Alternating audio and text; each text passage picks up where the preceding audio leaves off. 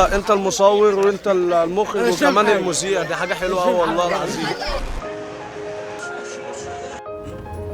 هو المينيمم شارج مفيد في حاجه، بس ان هو بيلمت نوعيه الناس اللي بتجيلك. استغلال.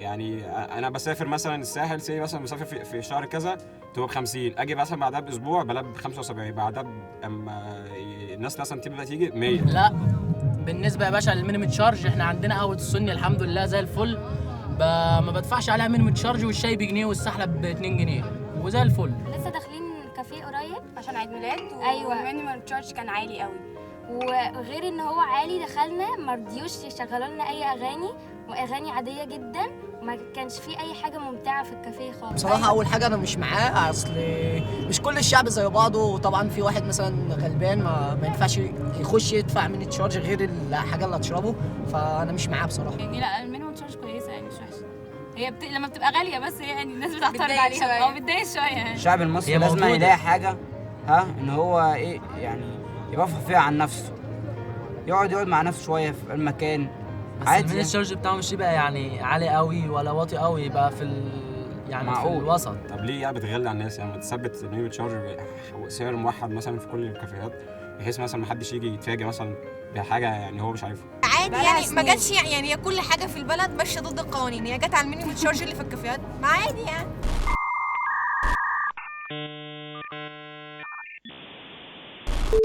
دلوقتي بقى قول اللي في نفسك.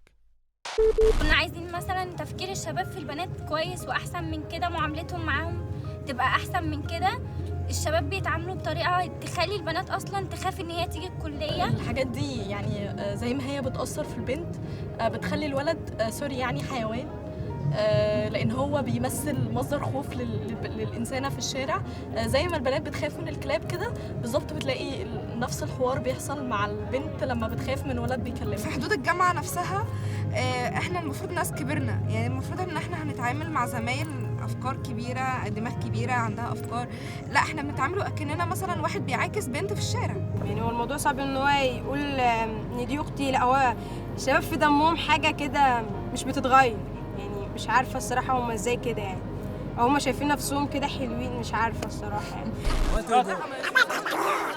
ايه رايكم؟ بس كده؟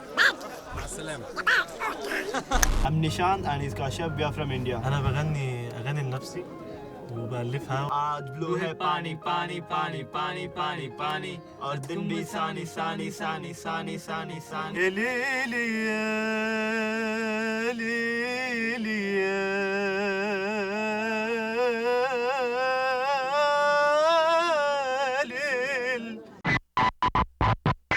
هو البتاع ده بيتعمل له قط ولا ايه؟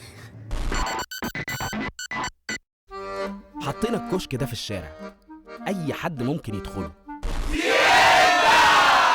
جوه الكشك سألنا الناس سؤال واديناهم دقيقتين، دقيقة يردوا على السؤال ودقيقة يقولوا اي حاجة في نفسهم، اي حاجة. 100 100 الأمريكية، 100 100 الأمريكية.